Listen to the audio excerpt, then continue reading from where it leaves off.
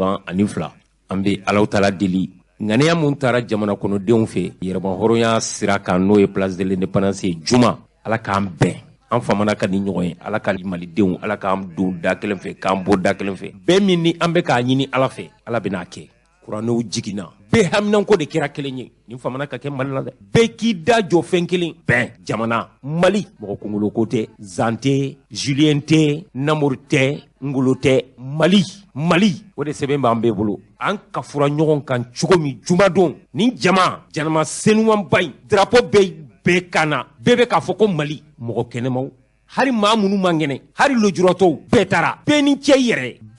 yɛrɛ Mali ko de don an bɛ jɛ musokɔrɔba kelen min na o de ye nin ye o de ye Mali ye premier ministre y'a fɔ ko Mali man kɛnɛya dalen don farigan b'a la an bɛ fɛrɛ kɛ k'a la wuli k'a la sigi ka dumuni ni ji d'a ma banabagatɔ fo i ka dɔ dun fo dɔ de ka banabagatɔ diyagoya a ka dumuni kɛ yasa a ka se ka jɔ a sen kan yasa a ka se ka hari fura ta a ko an b'a la wuli an b'a la sigi n'an y'a la sigi an bɛ furaw d'a ma a bɛ wuli k'i jɔ n'a y'i jɔ an b'a la boli n'a y'i jɔ an b'a la taama n'an y'a la taama an b'a la boli o b'a sɔrɔ bana bɛɛ banna jangoro bɛɛ bɔra fari la maliyɛnw bɛ an bɛn n'o de kan sigikafo la an y'o de waleya jumadon Ala k'an bɛn yɔrɔ wɛrɛ t'anw bolo dɛ ni anw bɛ dugawu kɛ san i b'a fɔ ko moriw yɔrɔ wɛrɛ t'anw bolo dɛ Mali de b'anw bolo double nationalité foyi tɛ anw bolo n'a bilenna a bɛ kɛ anw de la yan o de la an bɛ dugawu la su ni tile i b'a fɔ ko mori an fana an bɛ dugawu de kɛ Ala ka Mali Ala k'a bɔ Ala k'an bɛn Ala ka Mali Ala k'a sumaya Ala k'a diya turalakaw ko ni Ala sɔnna surakalakaw ko ni Ala sɔnna ko nin fiɲɛ in bɛ tɛmɛ o kuranɛ jigin fana kɛra Tal Mamani ka misiri la jabanani kɔnɔ turalakaw Ala ka dugawu minɛ ɲarelakaw Ala ka dugawu minɛ tawatilakaw darabilakaw Ala ka dugawu minɛ aw de ye dugulenw ye ni ko bilen bɛ nalen ni ko bɛ jamana kan jaja nin ye laada de a ye to ka nin kɛ ni ko wulila dɔrɔn a ye don aw ka misiri in kɔnɔ aw ka Ala deli Ture Darave Tawati Ɲare Ala k'aw ka dugawu Ala k'a minɛ aw ye kuranɛ jigi mun kɛ juma ya Rabbi Ala k'a minɛ ne yɛrɛ tiɲɛ fɔlɔ de filɛ ye ka don dabadani misiri in kɔnɔ ni n ka ko bɛɛ Bamakɔ n ma deli ka don a kɔnɔ n donna a kɔnɔ sibiridon de kuranɛ jigin u ye radio ɲɛtaa wele an taara Ala k'an bɛn Ala ka turelakaw ka dugawu minɛ Ala ka ɲarelakaw ka dugawu minɛ Ala ka tawatilakaw ka dugawu minɛ Ala ka darabilakaw ka dugawu minɛ ya Rabbi an ko de Mali mɔgɔ tɛ an tɛ ka dugawu kɛ mɔgɔ ye ko ka Ala ka si d'i ma wala Ala k'i bɛn wala Ala ka fanga d'i ma an ko de Ala ka Mali de bɔ Ala ka Mali de sumaya Ala ka Mali kolo sumaya Ala ka Mali kolo sumaya Ala ka Mali kolo sumaya bi ni ɲan don kan ye kanta wa anga ben silame uyo aye twanga ben anga ala don usuni tle nyon jugu ya ba namma ben ala tehinana anga ben silame uyo aye twanga ben anga ala don suni tle ambe ala wile namma ben ala tanjabi wa anga ben anga dina nyema o namma ben atanjabi wa namma ben Maliche na muso namma ben atanjabi wasuni tle ambi ala wele namma ben ala tehina anna anga ben silame uyo ayeto anga ben Danaya Voyage san fila baara jɔ tɛmɛnen kɔfɛ Danaya Voyage ni a baarakɛɲɔgɔnw ko u nisɔndiyalen bɛ a dakiliya bɛɛ lajɛlen tulo kan k'a fɔ ko danaya kura min ni o sabatira olu ni Saudiya faamaw ani a ko ɲɛnabɔlaw ni ɲɔgɔn cɛ k'u bɛn'i k'a dɔn k'a fɔ taa ni ka segin wɛrɛw bolo da ni Ala sɔnna ma aw ka umura o baaraw sabatili kama Saudiyakaw fɛ yen nɔ san 2021 o novembre kalo tile 23 ani san 2021 o décembre kalo tile 23 Danaya Voyage k'u ka aw hakili jigi visa o sɔrɔli o b'i k'a dɔn k'a fɔ sabati ni aw ka coronavirus o vaccination o carnet o yirali ye min fana bɛ ni a dati ma tɛmɛ. Qui après 2 ans d'absence ont eu à faire les Umrah 2021 avec l'agence Danaya Voyage et ses partenaires. Le groupe Danaya Voyage a l'honneur d'informer ses fidèles clients que conformément à son accord avec les autorités saoudiennes, le groupe Danaya Voyage organise une série d'Umrah qui se déroulera aux dates suivantes, le 23 novembre 2021 et une autre le 23 décembre 2021. À noter que les procédures sanitaires restent les mêmes. L'obtention du visa est conditionnée par la présentation du carnet de vaccination du Covid-19 à jour. N'aw bɛ kunnafoni wɛrɛ ɲini k'aw bɛ se ka weleli kɛ 20 22 24 25 76 26 26 26 76 28 28 28 Danaya Voyage taa ni ka segin ko ɲuman ani imura latigɛ ko ɲuman ko Ala k'o nɔgɔya silamɛ bɛɛ lajɛlen ye. Naumana arajo nyeta yo naumana Namana adinya nabo. ko naumana nyeta jama ko do naumana Namana adinya nabo. ko naumana dongi baru kuma sera naumana Namana adinya nabo. ko naumana tinya di kunundo do naumana Namana adinya nabo. ko naumana arajo nyeta gala naumana Namana adinya nabo. ko naumana jama be sigile no naumana Namana adinya nabo. ko naumana lame ba jama sigime naumana Namana adinya nabo. ko fawgana mali kono ni mali ko ka fawgana Namana adinya nabo. ko naumana nga arajo te kuma bi naumana Namana adinya nabo. ne fawgana ka tinya fo mali de unye ngwawgana ya koni adun tidon saya bina na chulela ja adun tidon balimaw an ka maakɔrɔbaw ko dugu bɛɛ n'a jɛ kan kunungo n'o tun ye kari ye janvier kalo tile 16 san 2022 ala y'a ka se n'a ka hɛrɛ dɔ jira an na n'o ye mali jamana ye nɛgɛ ɲɛ 9 waati an ka jamana kuntigi kɔrɔ an ka cɛkɔrɔba Ibrahim Bokar Keita mun kɛra jamana in kɔnɔ premier ministre san 6 Alpha ka premier ministre lasigiden ye Côte d'Ivoire tila ka kɛ ministre des affaires étrangères ye tila ka kɛ assemblée nationale président ye tila ka kɛ député simple ye o Ibrahim Bokar Keita o de fatura kunun kari nɛgɛ ɲɛ 9 waati a ka du kɔnɔ sɛbɛnni kɔrɔ an ye kunnafoni minnu sɔrɔ Ibrahim Bokar Keita a bangera janvier kalo tile 29 san 1945 29 janvier a fatura o janvier kelen kɔnɔ o tile 16 san 2022 tile 13 de tun tora a ka san 76 ka dafa 13 jours tun ka anniversaire bɛ kɛ san 76 mun ka di ala ye a b'o de kɛ cɛkɔrɔba fatura jamana kuntigiya ala y'o kalifa ma a danna san 7 n y'a fɔ a kɛra Alpha ka premier ministre ye ka san 6 kɛ o la kɛ bulonba ɲɛma ye ka san 5 kɛ o la assemblée nationale ka ministre des affaires étrangères ka kɛ mali lasigiden ye Côte d'Ivoire ka kɛ député simple ye o Ibrahim Bokar Keita o de taar'i da an bɛ dugawu kɛ ala ka hinɛ la ala ka yafa kɛ a ma ka fara silamɛsuw kan ala kana du nɔrɔ t'a fɛ a fɔra siw minɛ ala k'o di denw ma balimaw ala ta di tiɲɛ anw ye kunnafonidilaw ye an bɛ dugawu kɛ an ye fɛn minnu fɔ a ma juguya tɛ k'a to fanga la ka da kan anw de fana bɛ faamaw la tilen o hukumu kɔnɔna na an bɛ yafa ma fana ka yafa ma an ye fɛn minnu fɔ an m'a fɔ ni juguya ye an y'a fɔ de yaasa jamana ka se ka ɲa kunnafonidilaw yɛrɛ tun ka kuma tun tɛ digi a la koyi hakili b'a la Amadu Tumani Ture ale ko n'i bɛ ɲɛmaaya la n'i ye jamana faama ye kunnafonidilaw ka client fɔlɔfɔlɔ ye de ka da ka sɔgɔmada fɛ ale bɛ fɛn bɛɛ lajɛlen jɔ fɔlɔ ko kana ni sɛbɛnw ye a k'u kalan kunnafonidilaw u ye fɛn min fɔ a ma sɔgɔma o sɔgɔma k'a b'a fɔ ko a ye na ni journaux ye n k'a lajɛ tuguni n'u ma dɔ fɔ n ma Ibrahim Bokar Keita masurunya mɔgɔw y'a fɔ an ye ko sɔgɔma k'a yɛrɛ tun bɛ a bɛ radios lamɛn a bɛ kunnafoni sɛbɛnw a b'u kalan b'u kalan ni nisɔndiya ye a bɛ yɛlɛ ni dɔ fɔra a ma a bɛ yɛlɛ an bɛ Alahu Taala deli ala ka yafa ma ala ka hinɛ a la jamana in tun ka d'a ye nka n'a ka di e ye a ŋaniya b'i la ni baarakɛla t'i bolo k'i dɛmɛ a ti nɔgɔya ala ka yafa i bɛ kama ala ka kaburu nɔrɔ kunungo an yɛrɛ tun bɛ bulonda la yen an ye kunnafoni yɛrɛ sɔrɔ ko embargo in digira la kosɛbɛ an bɛ se k'a fɔ k'a sara ni maliko ye ala ka hinɛ a la ala ka yafa kɛ a ma ala ka kaburu nɔrɔ a ka ɲɛnamaya kɔnɔ a ye kunnafoni minnu di anw ma waati tɛmɛnenw Faransi ni Mali cɛla ani Mali armée ko kunnafonidilaw y'a ɲininko la kuma caman fɔ nka kunkurunin dɔw bɛ anw bolokɔrɔ an ka fara ɲɔgɔn kan an k'o lamɛn n'o ye IBK ka kumakan laban ye an ka fara ɲɔgɔn kan an k'o lamɛn waati dɔ la a kun yɛrɛ la k'a fɔ ko an ni Faransi ka k'an bolo di ɲɔgɔn ma ka bɛn ka sɛbɛn dɔw tɛgɛ nɔ bila lakana ta fanfɛlaw la a kuma bɛ fɔ a bɛ bɔ a dɔgɔ kɔrɔ a bɛ fɔ a bɛ bɔ a dɔgɔ kɔrɔ o ko bannen nin wa tere labɛn kura wɛrɛw bɛ sen na de a kɛra o siɲɛna o kɛra o siɲɛna a kuma cayara ka sɔrɔ a ka nɔgɔ Faransi nana k'an dɛmɛ kɔrɔnfɛ ko in na accord kɔrɔlen dɔ tun b'an ni ɲɔgɔn cɛ mais o tun tɛ faransi de yamaruya ka fɛn dɔw kɛ k'an dɛmɛ sira dɔw kan donc fɛn minnu tɛmɛna olu hukumu kɔnɔ hakilijakabɔ kɛra k'a fɔ sɛbɛn min b'an ni ɲɔgɔn cɛ an ka kuraya ka bɛn min kan ka kɛ minnu kɛra olu ye an sɔn hakili minnu na o hakili kuraw k'u don a kɔnɔ o dɔrɔn de don k'a fɔ ko dɔw y'a fɔ cogo min na ko base bɛna di faransi ma o kuma t'a la wala ka Mali feere faransi ma ala ne bɛ jamana feere a kuma fɔra dɛ ne jamana feere jɔnni ma ne Mali feere a kɛra faransi a kɛra jamana ne bɛ Mali feere o tɛ ne ye fo boli wɛrɛ Keita inshallah jamana ɲɛma anw ma ɲini ka dalangoloya n'a y'a sɔrɔ welekan min b'i bolo ka ɲɛsin i baden maliyɛnw ma i bɛ se k'o baaraw kɛ bɛ ka i ni ce Jose a ni ce ala kan bɛ sababa ma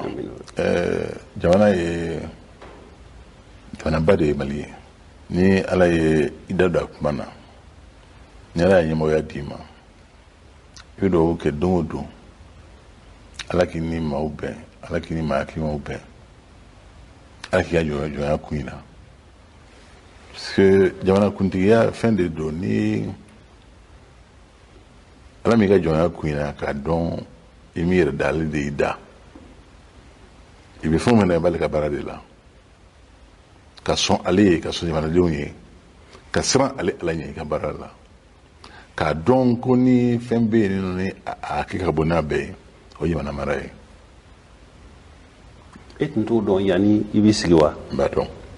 o de la n b'a ɲini don o don ala ka dɔ fara n ka o majigin kan o de la n b'a ɲini ala fɛ don o don a ka dɔ fara n ka yɛrɛ dɔn kan o de la n b'a ɲini ala subahana wa taala fɛ don o don a ka fɛn min bɛ se ka kɛ taasira ye a k'o don dusu la n b'a ɲini ala subahana wa taala fɛ fɛn ka taa n da n ji ka k'ale ye wa hasbuna Allah wa ni'mal wakil ni'mal mawla wa ni'man nasir yàlla dɔrɔn de ye i bɛ ɲɛmɔgɔya la fɛn bɛɛ b'a kɔnɔ fɛn bɛɛ bɛ fɔ i ma fɛn bɛɛ bɛ fɔ min ye tiɲɛ min tɛ tiɲɛ a bɛɛ bɛ fɔ ala de bɛ tiɲɛ dɔn o ala subhanahu wa taala min bɛ tiɲɛ dɔn n dalen b'a la a b'an dɛmɛ an ye min fɔ k'a se d'an ma ka jamana lafiya ka jamanadenw lafiya jamana danbe a n'a hɔrɔnya ka dɔ fara ka don o don bɛnbaliya ni gɛlɛya min bɛ jamana in kɔnɔ k'o fiyɛ ka bɔ yen baara nin kɔnɔ i bɛ se ka mɔgɔw jogi i bɛ se ka fɛn kɛ mɔgɔw la min miiri min t'i dusu la n'a kɛra a kɛra maa o maa na i bɛ yafa ma hali n'a kɛra kama n'a kɛ juguya la jamana baara don tɛ maa si juguya bila n dusu la tɔn kelen n tɛ maa si siya n tɛ maa si kɔniya surtout juguya ala kana don dusu la bada ni a ye min kɛ n ye fo k'an san n ka t'o bolo o k'an majigi ka dɔn ale bɛ se ka kɛ a y'a kɛ kun min ale de b'a dɔn ka an balimaw fo u ye min kɛ u ka wuli ka jɔ ala ka n'u nimisa la n b'a dɔn fana ni u y'an dɛmɛ ala subahana wa taala y'an dɛmɛ u tɛ nimisa ko ma nɔgɔ dɛ an ma ko dɔn sɔrɔ an ye o n tɛ b'a dɔn a ma nɔgɔ n tɛ b'a dɔn a ma nɔgɔ nka yɔrɔ dɔw bɛ yen nɔ o dingɛ dunya n t'a dɔn a ko cogo la mɛ o t'an bali k'an baara kɛ ka jigida maliyɛnw kan samiya in ɲɛna an bɛ yɔrɔ min na nin kɔni a ma jijugu las'an ma ala kana jijugu las'an ma o ko kan ka bange samiya ɲuman min na baroko fanfɛla la ala k'o jira an na fɔlɔfɔlɔ minnu fɔra an ye kɔni o ka ɲi ala k'o timɛ fɛn min bɛ senna Alger an n'an balimaw cɛ halisa ala ka hakili ɲuman d'an bɛɛ ma ala ka labanko ɲuman jira an bɛɛ la an ka don da kelen fɛ ka bɔ da kelen fɛ k'an barika don baara kelen min ni maliyɛnw bɛ hamiya ye bi o ye jamana ka sɔrɔ jamana ka yiriwali o baara an k'an bolo di ɲama an k'o baara kɛ o de an ɲini u fɛ fana u ka dɔn an balima dama dɔrɔn de bɛ Alger diɲɛ ɲɛ banna ala ka a to diɲɛ ka yɛlɛ an na jamana kɔrɔ jamana ba a ka o kɔrɔya kɔnɔ fɛn caman b'o la aka o boyan ko fɛn caman b'o la a man di caman ye nka ala ka dɔ fara o kan nin baro nin a diyara ne ye a diyara n ye bɛnna ma bonyana ma parce que fɛn caman bɛ fɔ n ta ye min y'a la n y'o fɔ ala tulo bɛ na ma foyi fɔ bi n'a ye nkalon sigi ka bɔ n y'a ɲini n dabaga fɛ fo ka n da a kana nkalon da ne kan kuma in hukumu kɔnɔ bi ni ne donna maa ma gasi la denmisɛn maakɔrɔ cɛ muso i bɛ yafa n ma ala subahanahu wa taala yɛrɛ kama hakɛto b'a la sadiya mahamadu keyita fɛn min ye janajaw ye a bɛ kɛ waati min na ani a bɛ kɛ yɔrɔ min ni Alahu Taala sɔnna ma n'an bɔr'o joona an b'o lase lamɛnnikɛ jɛkulu ma hali bi an ka fara ɲɔgɔn kan an ka dugawu kɛ i bɛ ka ala ka kaburu nɔrɔ ala ka yafa kɛ a ma ala k'a fara silamɛsuw kan saya kɔni a dun ti dɔn saya bina na cun de la jaja a dun ti dɔn Naumana arajo nyetaga yo naumana nyamana adinya nabo ko naumana nyeta jama ko do naumana nyamana adinya nabo ko naumana dogi baru kuma sera naumana nyamana adinya nabo ko naumana tinya di kunundo do naumana nyamana adinya nabo ko naumana arajo nyetaga la naumana nyamana adinya nabo ko naumana jama besigile no naumana jamana adinya nabo kunamana lame ba jama sigime na umana jamana adinya nabo ko faugana mali kono ni mali ko ka faugana jamana adinya nabo kunamana nga arajo te kuma bi na umana jamana adinya nabo ne faugana ka tinya fo mali de unye ngwa balmaw arba do mali ye ntonyo soro CEDEAO fɛ fɛn min ye embargo ka frontière da choix an yɛrɛ y'a mɛn ka fɔ ko fɛn min ye camion 500 ye o bɛ frontière la se an ni Sénégal cɛ an ni Côte d'Ivoire frontière o fana o tɛ tɛmɛ Burkina ta fana tɛ tɛmɛ an balima Guinéenw an b'u fo yan u ko k'u ka sira duguma sira o labilalen don sanfɛla fana labilalen don k'u ka port labilalen don an ye an bɛ u fo an bɛ segin Sékou Touré ka kumakan in kan k'a fɔ ko Guinée ani Mali sɔn fila farikolo kelen kɔnɔ o ye tiɲɛ maa bɛ i teri dɔn gɛlɛyaw de kɔnɔ nka embargo ko in maliyɛn bɛɛ lajɛlen wulila ka kɛ muso kelen den ni cɛ kelen den wele mun bilala jamana ɲɛmaa fɛ k'an ka ɲɔgɔn lajɛ n'o ye rassemblement ye a kɛra juma fɛn min ye place de l'indépendance yɛrɛmahɔrɔnya siraba a kɛra yen tew nana kabiri alamisa ka si yen o juma sɔgɔmada joona dɔw fana taara juma seli yɛrɛ kɛra yen de maa min ye mawula seli o ye imam jara ye anw ka ciden mun tun bɛ kɛnɛ kan ye yaasa foyi kana tɛmɛ an ɲina ma o ye Ablaye Kanta ye Ablaye Kanta ye somɔgɔ sama min sɔrɔ kɛnɛ kan ye an ka fara ɲɔgɔn kan an k'o seereya ninnu an k'u lamɛn. Drissa Memeta bɔra k'a fɔ sisan maliyɛnw y'u ka sigi ka fɔ kɛ u y'a tɔgɔ da ko assise nationale de la refondation président de la transition Assimi Goïta ko b'anw fo premier ministre docteur Choguel Kokala Maïga a k'a b'anw fo gouvernement du Mali bɛɛ ko b'anw fo ko aw ni ce an y'a yira ko Mali ye an de ta ye ni aw ko min o de ye Mali ye a bɛ depuis an sigira ko ka na élection ko kuma kɛ ko ka na calendrier di an ko an tɛ se k'a di ni malidenw yɛrɛ ma kuma malidenw kumana an ka communew kɔnɔ malidenw kumana an ka cercle n'an ka région kɔnɔ malidenw kumana an ka kɔkan jamanaw na malidenw kumana niveau national la Bamako u ko an bɛ mun kɔ ko lakana o ye fɛn fɔlɔfɔlɔ ye ani basigi ani ɲɛta pour que ɲɛta ka sɔrɔ il faut que yɛlɛmaw ka don aw ye assises kɛ a résolution filɛ aw ni ce ko mais pour que nin baara ka kɛ maliyɛnw ko a dɔgɔyara san 5 ci taara di gafe taara di CEDEAO mɔgɔw ma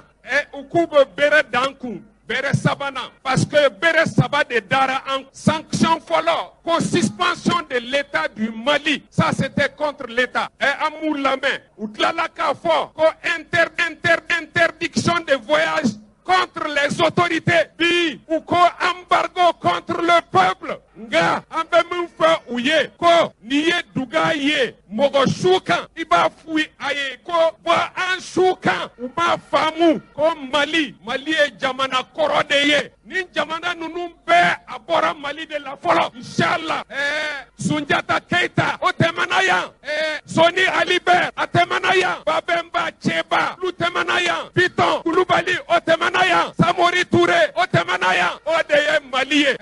n'u ma min faamu ko malidenw ko olu de y'u ta y'u yɛrɛ ye maa ta tɛ an ye n bɛ profiter ka malidenw bɛɛ fɔ mɔgɔw bɔra fan bɛɛ ka an ŋaniya yira n bɛ malidenw bɛɛ kelen kelen fo ka an ka autorités bɛɛ fo ka an ka karamɔgɔw fo an ka maliyɛn minnu bi kɔ kan k'u fo les peuples africains an b'u bɛɛ fo an b'a dɔn peuples bɛɛ bɛ an nɔfɛ an ka feuille de route an ŋaniya c'est les assises nationales de la refondation. Vive le Mali, vive le Mali. Adieu. Joli wolka bom ke ala k'aw sara an ka jamana ɲɛmɔgɔ ko k'a fɔ ye ko miirina kelen b'a la o ye ka fanga di civiliw ma ka kalata organiser ka ɲɛ ka sɔrɔ mankan ma bɔ a la. Merci. O bɔlen kɔfɛ a ko k'an tɛ se ka taa kalata la ka sɔrɔ jamana yɛrɛ ma lakana k'o jateminɛ an ka bɛnko la. An ye mun jateminɛ an ka mɔgɔ dɔw bɛ yen an t'a fɔ a bɛɛ parce que an teriw ka ca an ka mɔgɔ dɔw ɲɛna ko muɲu ni sabali k'o kɔrɔ ye siran ye o tɛmɛnen kɔfɛ n y'a fɔ cogo min na sanction mun tara CEDEAO kama gouvernement ye labɛn dɔ labɛn bi n'an b'o wele ko plan de riposte ni ala sɔnna a ma gɛlɛya tɛ maliyɛn si sɔrɔ balo tɛ dɛsɛ an b'an ka jamana lakana jamana ɲɛmɔgɔ ye mun ɲini an ka jamana ɲɛmɔgɔ ye mun ɲini gouvernement fɛ o ye mɔgɔ minnu bɛ ka transition tɛmɛ hali bi k'u deli ka transition objectif ɲɛf'u ye ka ɲɛ an ka jamana ɲɛmɔgɔ dɔw fana bɛ yen an ka jamana den dɔ o tɛmɛlen kɔfɛ an bɛ jateminɛ a kɛlen k'a fɔ ko sanction taara Mali kama a jateminɛ farafin jamana caman na mɔgɔw wulila ka jɔ an ka jamana ɲɛmɔgɔ ani an ka premier ministre ko k'an bɛɛ ka jɛ k'u fo k'u wale ɲuman dɔn merci ala k'an ka jamana kisi n bɔra kuma yan. Ces mesures illégales et illégitimes visent 3 objectifs. Et c'est pourquoi nous sommes convaincus. Ka awaligimando ka bini Mali indépendance ta ma hakɛ min bɔra bi Bamako ma hakɛ min bɔra région la o ma deli ka kɛ Mali kɔnɔ bɛ aw fo ka awaligimando o la mais yani n ka taa yɔrɔ jan n b'a fɛ an ka duwawu kɛ ka tasibila kɛ maliyɛnw minnu tɔra crise in na a kɛra finitigi o a kɛra civil o a kɛra jamana wɛrɛ den o taara n ka jamana kɔnɔ ala ka hinɛ u la n tilala k'a fɔ lutte in kɔnɔ la lutte pour le changement minnu ni tora bɛ kɛlɛ la ala ka u dɛmɛ minnu ni tora la ala ka yafu ma an ka soldats minnu bɛ kɛlɛ la su ni tele hali sisan bɛɛ kɛlɛ la parce que bi n b'a fɛ maliyɛnw bɛ k'a dɔn région bɛɛ la y a des opérations militaires dans toutes les régions de la République du Mali aujourd'hui n bɛ fɛn dɔ fɔ tubabukan na u k'a mɛn n bɛ tila k'a fɔ bamanankan na pendant cette dernière année nous avons équipé en moins de 7 mois nous avons équipé notre armée plus que les 20 dernières années réunies. Du 28 décembre 2021 à aujourd'hui le 14 janvier 2021. Le nombre de terroristes, de chefs terroristes, de bases terroristes que nous avons détruits, c'est plus que ce qui a été détruit pendant les 20 dernières années. Réunis. Des centaines de terroristes sont en train de se rendre tous les jours, parmi lesquels il y a toutes les nationalités, y compris certains qui viennent des pays de la CEDEAO. Ils sont nommés aujourd'hui des terroristes. Ça veut dire que ceux qu'on a pris qui ont des armes, ils ont des cellules dormantes dans chacun de ces pays-là. Donc la CEDEAO ne se trompe pas pour déstabiliser l'État malien. Donc nos soldats qui meurent tous les jours, y compris aujourd'hui, il y a des combats dans certaines zones. Même aujourd'hui, nous avons perdu des hommes. Ces hommes, nous devons leur dire, le peuple malien ne les oubliera jamais. Jamais leurs familles, n'oubliera jamais leurs enfants, n'oubliera jamais leurs femmes, leurs épouses, n'oubliera jamais leur mémoire. Aye kelemina minunsan transition et rectification kono. O ma deli kakabe sa mugabo o kelemina nyogoma sa malibolo. Anga soldatsu, anga l'armée, uye terroriste hakemi faga. Kuka base détruit. Ka domunu la chamambe kuyere rendu sisa. Minumbe ku rendu a chamambe CEDEAO citoyen chamambu kono. Ça veut dire que base bo CEDEAO jamana farala. Donc minumba fe ka Mali d'Afrique, ka transition d'Afrique. Kanga l'armée d'Afrique, ou Koujantou Yerela. Mali be comme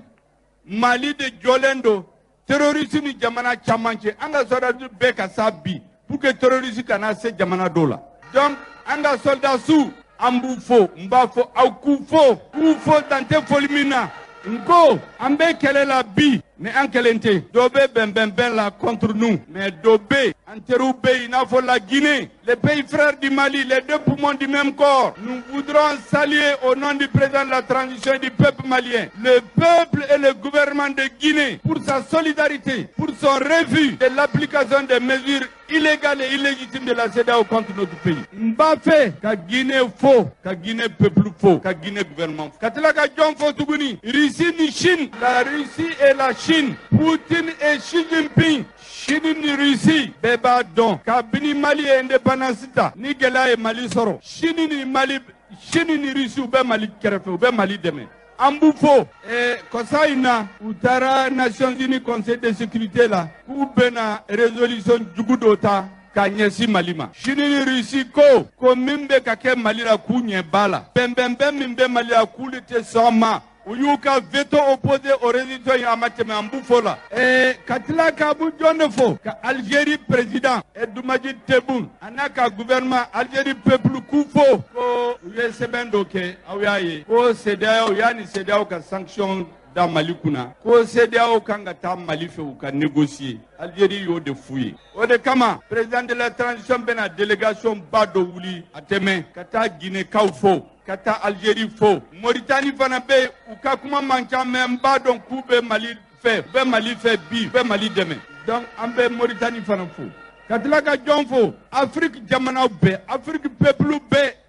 na wiya ye i syndicat wo i parti politique wo i société civile wo i artiste wo jamana nunu bela muso jeune cɛkɔrɔbaw bɛɛ ka manifestation kɛ bi ka Mali soutenir an b'u fo an b'u waliɲuman dɔn o la hali Afrique jamanaw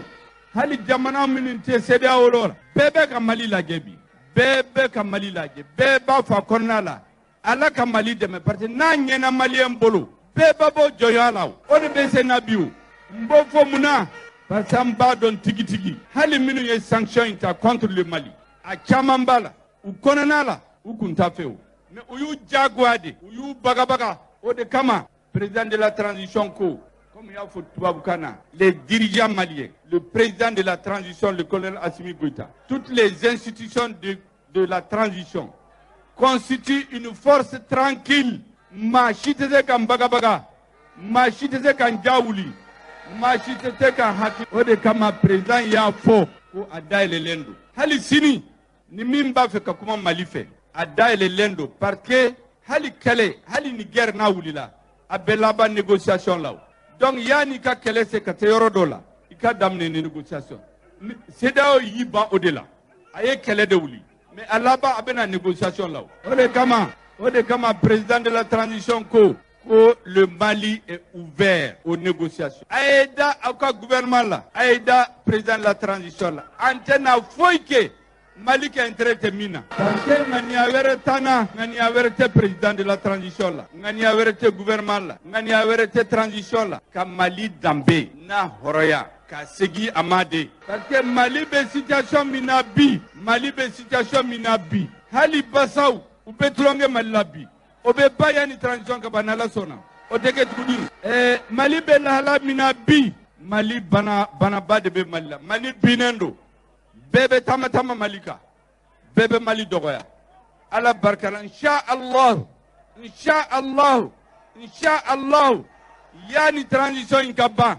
bana ba toy amba froke amba lasigi na sigira amba jasen flaka na zora sen flaka amba la tama na damara amba la boli abeta devant les pays africains ambo kemuna parce mba fo ma chamambe ute histoire don ute Mali histoire don ute nga peuple don nie kuma do fo tubabu kana sambe segaka tubabu nu na Afrique minen domina we jamana domine dogo kun dama kono kala woro kono ka Mali mine ka bo 1878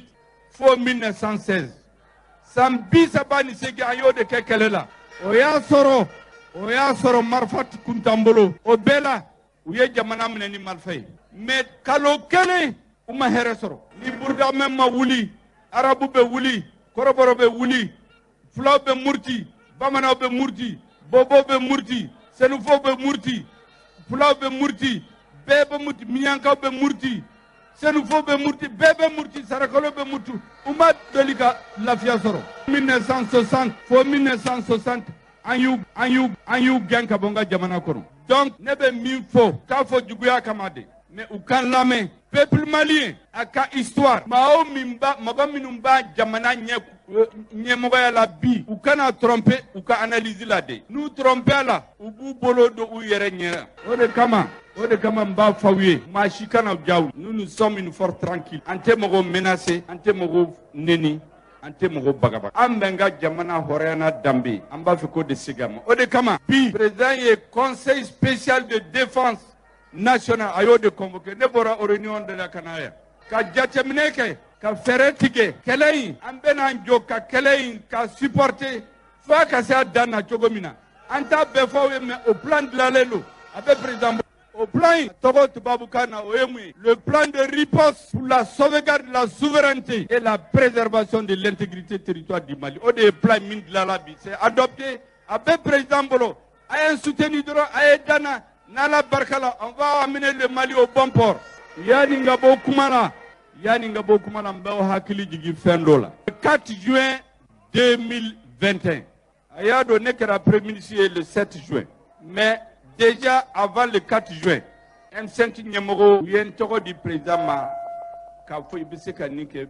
Premier ministre. Au 4 juin, nomination kumake me ayem rassemblement d'Okea ka M5 sankelen ko fêter. Ne mun de foya nko o malien ki cesri an bena gɛlɛya dɔ sɔrɔ fiɲɛba dɔ bena wuli a ɲɛfɛ min bena yɔrɔ datugu an ye tasuma dɔ bena wuli k'a fɔ k'a bɛ maliyɛnw lasira k'an k'an labɛn an k'an tɛgɛ di ɲɔgɔn ma maa si an kana mɔgɔ si to yen ni min binna an b'a minɛ n'a bolo ka wuli. On va rentrer dans ces vents contraires, dans ces cercles de feu ka Mali lase a kan ka se yɔrɔ min na.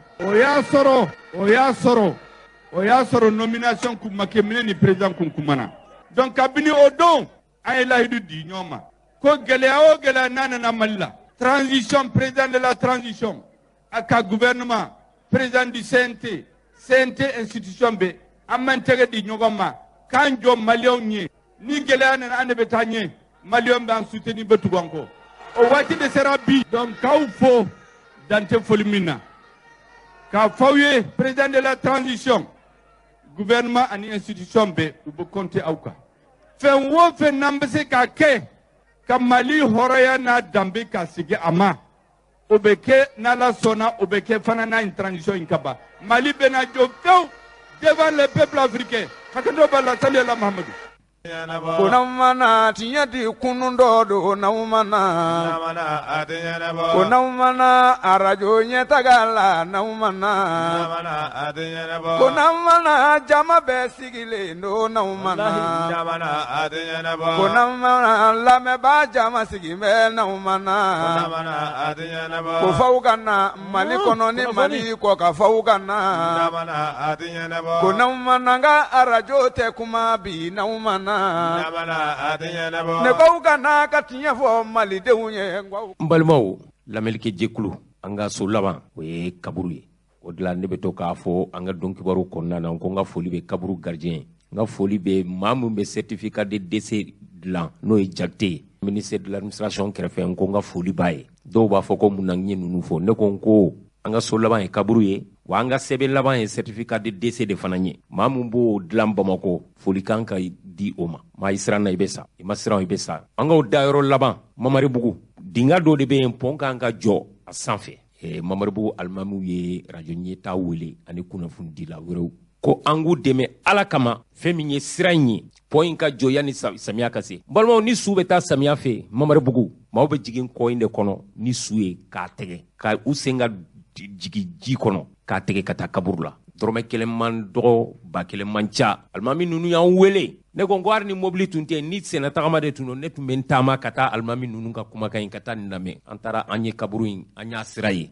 a cɛ ka jugu ni samiya sera u bɛ su mɔgɔw bɛ jigin u sen na ka su ta ka kɔ tigɛ ka taa kaburu kɔnɔna na walasa alimamiw y'an wele Mamaribugu u ye fɛn min fɔ an ye an bɛɛ dayɔrɔ laban dɔn dɛ kaburu kɔni i bɛ gratte-ciel la o i bɛ villa kɔnɔ o bɛɛ to yen i laban in de siriko fila ni kankɔrɔ meleke ka birikidenw fo dɔw b'a fɔ ko a ye bɔgɔji kɛ bɔgɔ la aw kana n'a ye an ka laban y'o de Allahu akubar wala alimamiw y'an wele ka fɛn min fɔ an ɲɛna anw fana ye somɔgɔ samaw sɔrɔ k'o da aw tulo kan Mamaribugu kaburu lahalaya maaw ka se ka dɛmɛ kɛ alimamiw ye fɛn min fɔ ɲɛta kuma galamanin kan o filɛ nin Imam Yusuf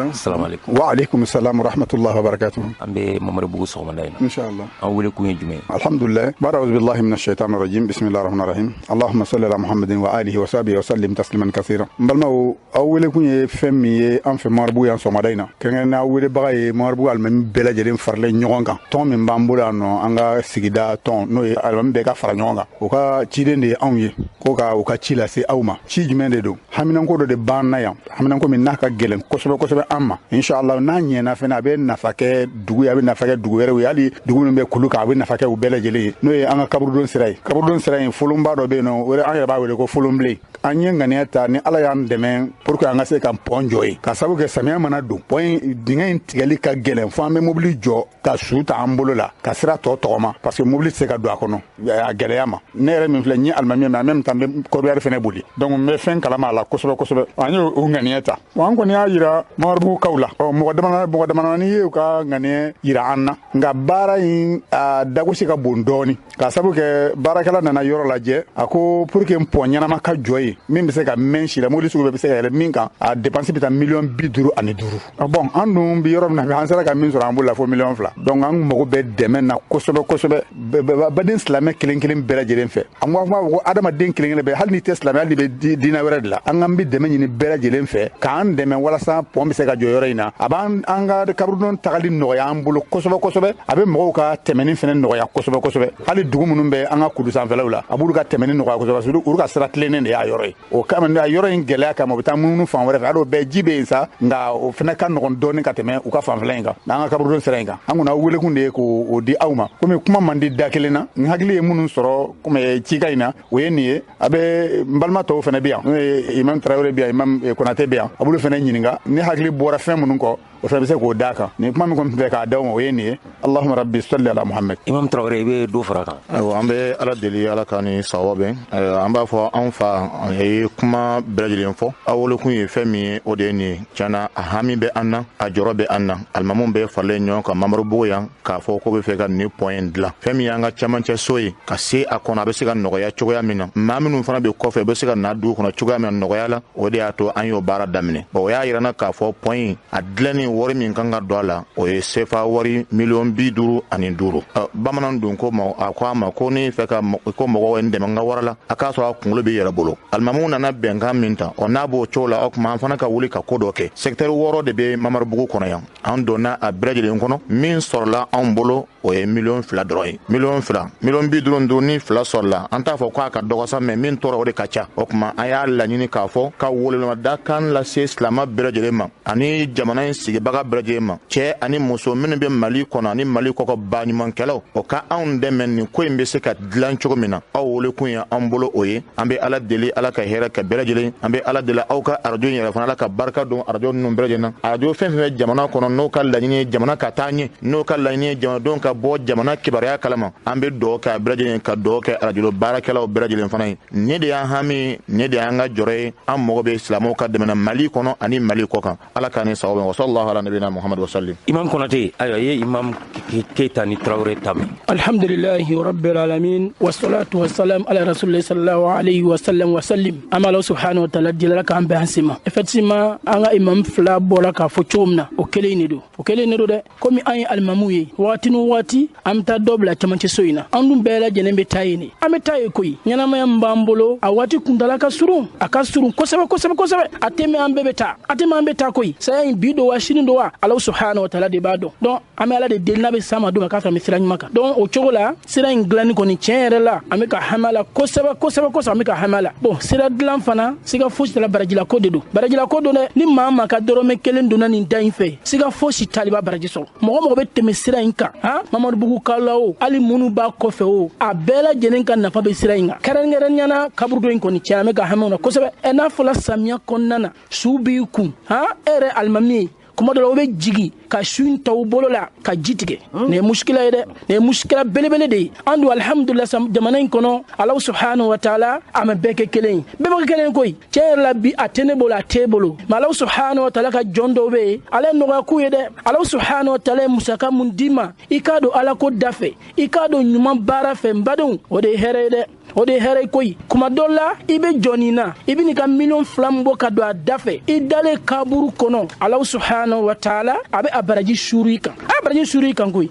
ne ye wari don in na bi e fatula bi maa dama mɔgɔ bɛ ka tɛmɛ a kan an bɛ ka taa silamɛ suw don mɔgɔw bɛ ka tɛmɛ ka t'u makoɲɛ yɔrɔw la e bɛ fɔ baraji kɔ wa i t'o fɔ kɔ dɛ donc an ka wele don ka ɲɛsin Mamabugukaw ani Bamakɔkaw ani diɲɛ kɔnɔ mɔgɔ bɛɛ parce que alhamdulillah ka radio ninnu filɛ a lamɛnnen don kosɛbɛ kosɛbɛ kosɛbɛ jamana kɔnɔ jamana kɔ kan aw lamɛnnen don nin bɛɛ lajɛlen na donc an ka appel don ka ɲɛsin ɲumankɛla kelen kelen bɛɛ lajɛlen ma ni maa min bɛ se k'an dɛmɛ ka nin point dilan vraiment a bɛ diya an ye kosɛbɛ an bɛ Ala subhanahu wa taala ka musakaw nɔgɔya Ala ka laɲiniw sabati wari min Ala ka bila ɲuman misaniw na Ala ka kɛ siniɲɛsigi ye Allahumma salli ala Muhammad alhamdulillah an balima an bɛ téléphone numéro dɔw di ni maa minnu mago bɛ ka an dɛmɛ a kɛra nafolo ye o a kɛra baarakɛminɛ ye o i n'a fɔ cɛncɛn siman o n'a nɛgɛ o n'a ɲɔgɔnnaw ni maa min b'a fɛ ka dɛmɛ min kɛ an bɛ numéro ninnu di a b'o numéro wele a fɔlɔfɔlɔ ni matériel don a bɛ se k'o bila radio ɲɛta ka bolo kan ni nafolo ko don Orange Money don walama k'a tigi wele ka a ka kɛ kɛnɛ kan o a b'a di mɔgɔ minnu ma a fɔlɔ o ye Imam Yusuf Keita o ka numéro filɛ 76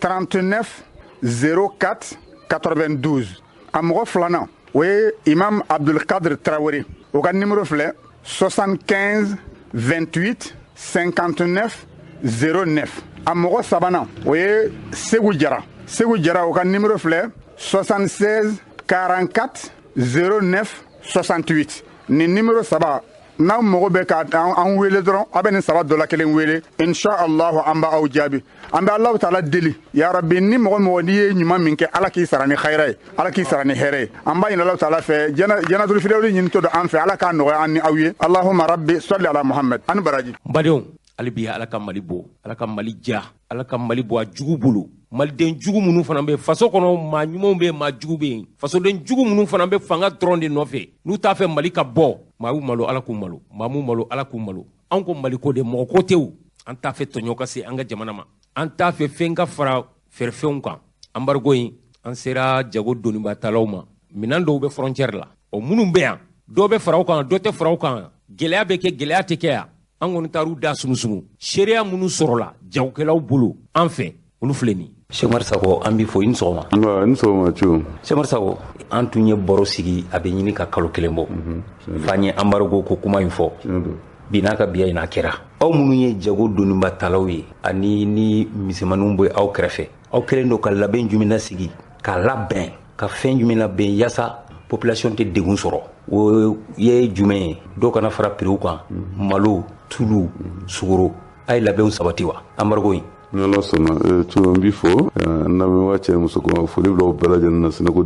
tɔnden bɛɛ lajɛlen denmisɛnnin makɔrɔba ka maliden bɛɛ fo ani mɔ tɛ se ka n da don kuma in na fo CEDEAO filɛ ka gɛlɛya min se an ka jamana ma nin ye fo n ka nin se o ma parce que gɛlɛya min don Mali tɛ nin mérité n'a fɔra ko CEDEAO bilalen sen kan Mali ye au moins 60-70% de ye o la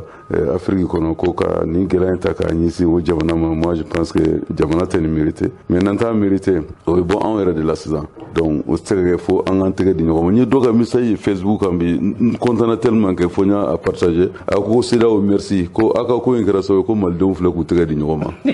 donc ça c'est vraiment ça c'est un mot vraiment c'est très bon quoi ni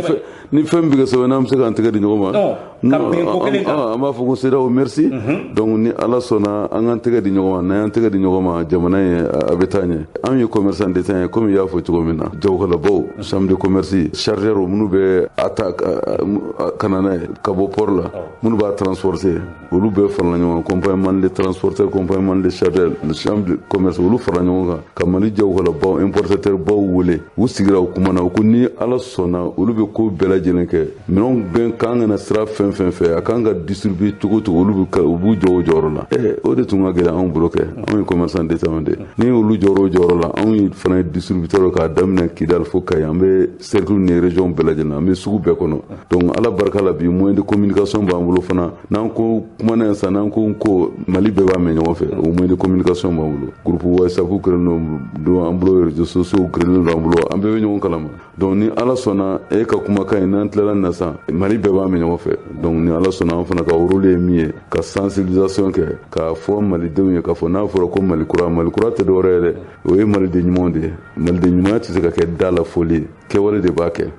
da la foli tɛ dɛ kɛwale de b'a kɛ de comportement an bɛ k'an ka comportement falen k'a fɔ ne tun bɛ ka fɛn dɔ kɛ Mali kɔnɔ o man ɲi donc n ka ɲuman kɛ n'an bɛ comportement falen k'a fɔ ne kelen ka intérêt tɛ tuguni jamana ka intérêt n'an bɛ an ɲɛsin o ma o de ye Mali kura ye quoi ni ala sɔnna an bɛ Mali kura min ye an b'o sɔrɔ quoi o dun fana tɛ se ka kɛ fo an ka bɛn donc n'an bɛnna ni ala sɔnna ala b'an dɛmɛ donc o de y'a to ne tɛ segin a fɔli la n b'a fɔ ko an ka jamana in ye diinɛ jamana de ye silamɛ jamana de don donc ala yɛrɛ ko ni ko gɛlɛya tun bɛ ko an k'ale wele donc an ka jɛ an ka ala wele an k'an yɛrɛ kalifa an ka diinɛ ɲɛmɔgɔw la k'a fɔ an ka diinɛ ɲɛmɔgɔw ka ala deli an ye walahi an hakili ko ni gɛlɛya ye a bɛ yɛlɛma ka kɛ nisɔndiya de an bɛɛ lajɛlen ma inshallah wa n b'a ɲini ala fɛ a bɛ kɛ ten fana donc ni wulila ka se ma k'a fɔ ko an ka kumakan lase an balima silamɛw ma an balima commerçants ma foyi t'an fɛ bi k'a fɔ min ɲininen b'an fɛ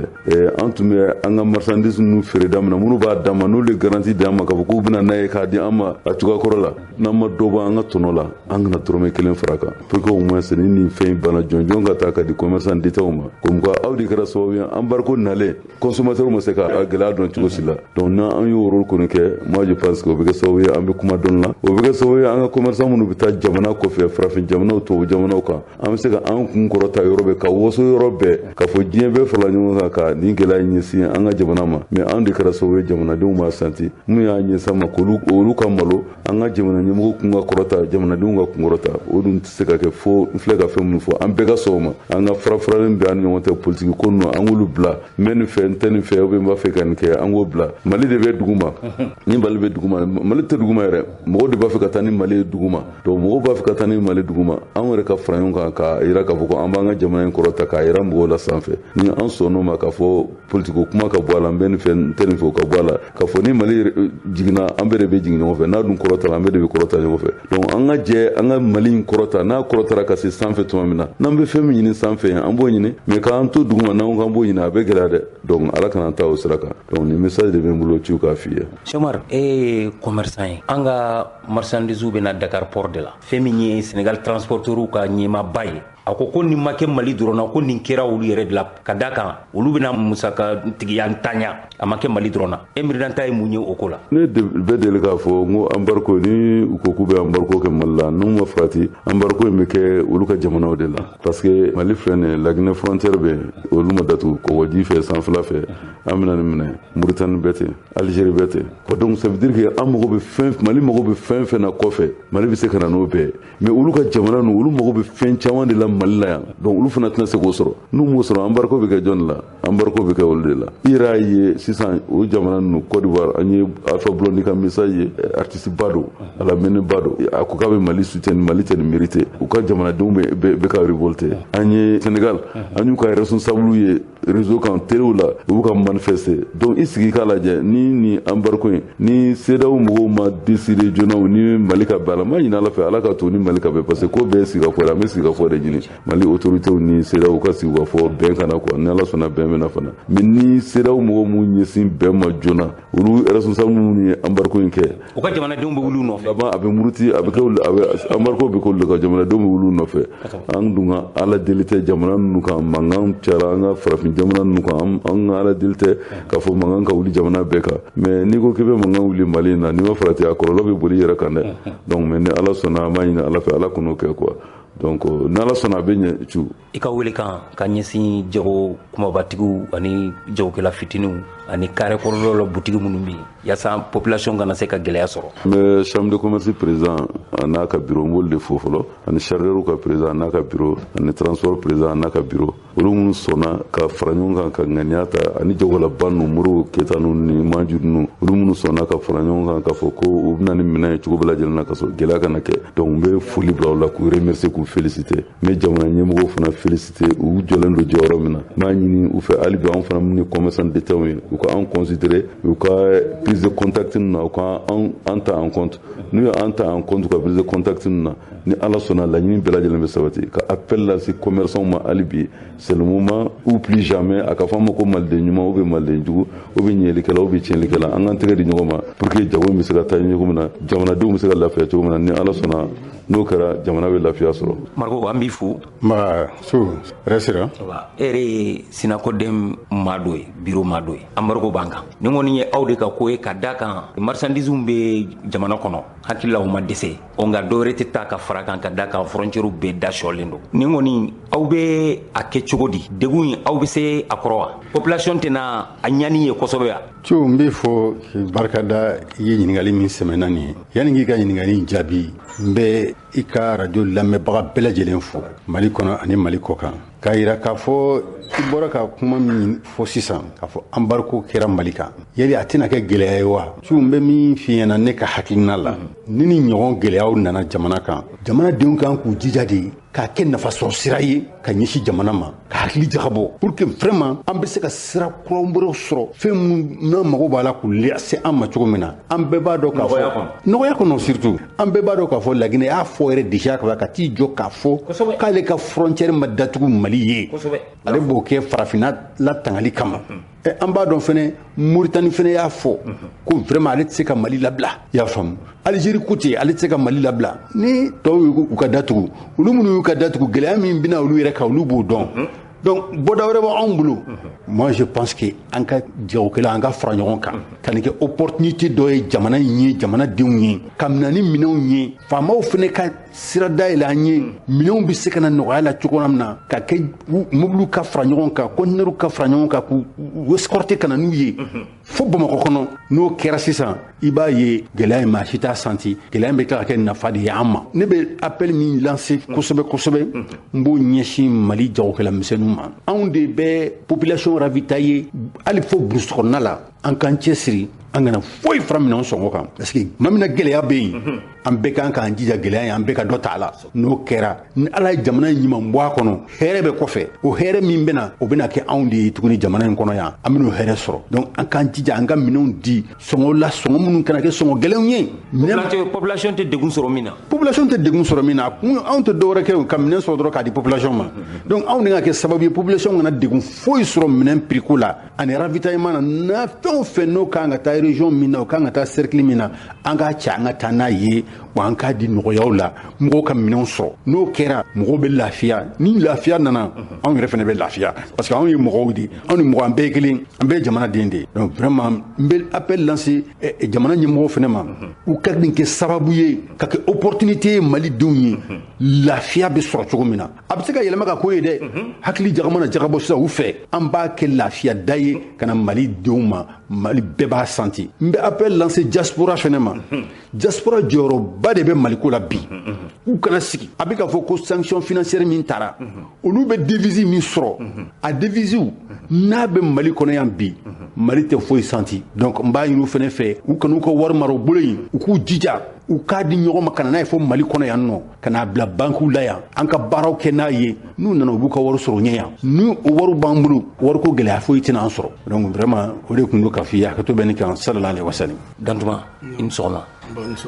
Cheikh Mar ni Marco ta bɔlen kɔ a la an bɛ jagokɛlaw an bɛ aw kɛrɛfɛ Anbarigo a ma ɲɛ mun kɔ a kɛr'o ye gɛlɛya aw bɛ se ka a kɛ a ka fo anw na cogo di anw population aw minnu ye jagokɛlaw ye. Salamu alaikum warahmatulahi taala wabarakatu ne ye ala ye Dantuma Koyita ye Sinakoden Mamudu de ye ne ye an ka ɲɛmɔgɔw ka kuma kɔfɛ an kɔni bɛ se ka mun fɔ jamanadenw ye hakili sigi ye an ka jamana in kɔnɔ chance kelen b'a la minɛn ka ca jamana in kɔnɔ ni wari ye kɔnɔna jamana don ni nafolo bɛ mɔgɔ mɔgɔ bolo ni miliyɔn 5 don i b'a sɔrɔ miliyɔn 100,000 de warijɛ b'a bolo miliyɔn 4 100,000 bɛ minɛn na o y'an ka commerce yɛrɛ cogoya ye ka taa grossiste kunda ka taa se détaillant ma bon pour dire que Anbarigo n'a kɛra ko ka datugu an kɔni tɛ ala deli parce que jamanaw mago bɛ jɔ ɲɔgɔn na hali n'a ye san 1 kɛ a kɛra cogo o cogo anw ka stock de bɛ taa fɛn tɛ fara minɛnw kan parce que minɛn kɔrɔ minnu bɛ yan i tɛ taa butigi kɔnɔ bi malo feerela tulu feerela ɲɔ feerela k'i t'a sɔrɔ kalo 4 kalo 3 fɛn b'a bolo prévenir toujours jagokɛla wari kana t'i bolo ten ka tiɲɛ n'i ye feere kɛ i bɛ taa wari don minɛn na bon a bɛ se ka dɔw bɛ sira la ka na gɛlɛya dɔw bɛ se ka don an t'ala deli la mais an ka Anbarigo ko kuma fɔlen ala ye garisɛgɛ dɔ fana kɛ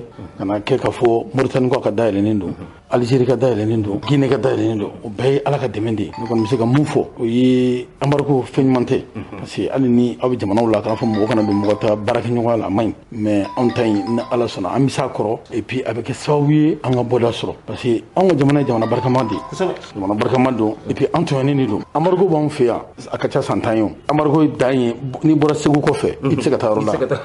embargo dan ye an bɛ malo sɛnɛ kɔlɔn y'a san 3 ye mɔgɔw bɛ tila malo sɛnɛ na jatigiw bɛna ka na tasuma don minɛ la ka jeni an yɛrɛ ɲɛna an tɛ se embargo man jugu n'o ye bon an ka mɔgɔw faga mun kɛra kɔsɛn na Bajangara an ka jagokɛlaw détaillants muso minnu bɛ taa ka taa feere kɛ dɔgɔ la u bɛ taa ka taa sumala ni jaba ni fɛnw feere a tɔnɔ yɛrɛ taa ni ka segin na tɔnɔ bɛ sɔrɔ 500 500 ka taa an denw ka musaka la u taara tasuma don la k'u faga ni bi fanga bi ye mun bɛ ka sababu k'i disi da o la anw ka embargo man jugu ni CEDEAO ta ye embargo min b'anw kan o embargo ye sababu m'o wuli an bɔ embargo fɛ ni CEDEAO ka embargo ye parce que an kɔni bɛ kalo damadɔ bɔ bi an bɛ ka bisiki fila ka dɔgɔnɔ faga nin kɛ kow bɛ ka nɔgɔya kow dɔgɔyara o tuma anw bɛ mun ɲini anw kɔni bɛ mun ɲini transition fɛ o ye baara de ye san 5 san 1 san 2 san ne tɛ san proposition na ne bɛ mun proposition na o ye baara de ye anw ka jagokɛlaw tɔɔrɔ dɔw b'an kan u bɛ se ka mun wuli k'u ɲɛsin u ma sɛnɛkɛlaw tɔɔrɔ min b'u kan u bɛ se ka mun wuli k'u ɲɛsin u ma u kana fanga kɛ kɔrɔlen ye k'a fɔ mana na n dɔgɔnin ye nin muso ka mɔgɔ ye k'olu don a la n'u y'o baara in kɛ waati bɛ Ala de bolo i bɛ san 5 fɔ peut-être i t'o sɔrɔ i bɛ san 5 fɔ a bɛ se ka tɛmɛ o kan ne kɔni b'a dɔn Ala bɛ jamana in fɛ n'u ye baara kɛ ka ɲa k'a fɔ u bɛ sira ɲuman de kan janfa t'a la jamanadenw b'u nɔfɛ waati min ka di Ala ye u b'o kɛ pour que jamana ka bɔ dingɛ kɔnɔ o kuma jamanadenw a y'a hakili sigi ni Ala sɔnna fɛn tɛ fara fɛnw kan an ka jagokɛlabaw minnu bɛ taa ta ka na olu y'a yira k'a fɔ u bɛ na n'a ye anw fana détaillants an bɛɛ ye faso ko de la sɔrɔdasi bɛ marifa da kan na ka taa faso kunbabɔ cogo min na jagokɛla fana bɛ faso kunbabɔ ten anw ka jago de la jamana in kɔnɔ an ka cɛkɔrɔbaw u tun bɛ taa dumunifɛnw ta u kun na ka don n'a ye o kuma u fana ye gerew de commerçant ye guerrier de fɛrɛ tigɛra jamana in kɔnɔ k'a fɔ ko tɔɔrɔ bɛ na commerçant y'a dévier n'u ka manière ye fo tuma dɔ la fanga b'a fɔ trafiquant don nin don parce que u bɛ nɔgɔya de ɲini jamanaden ye anw ka chance fana fɛn dɔ ye anw ka jamanaden commerçant ye jamanadenw de ye et puis silamɛw de don o fana an ka chance ye ne bɔra Côte d'Ivoire siya wɛrɛ de ka ca commerce la Sénégal siya wɛrɛ Mali commerçant 99% ye malien de ye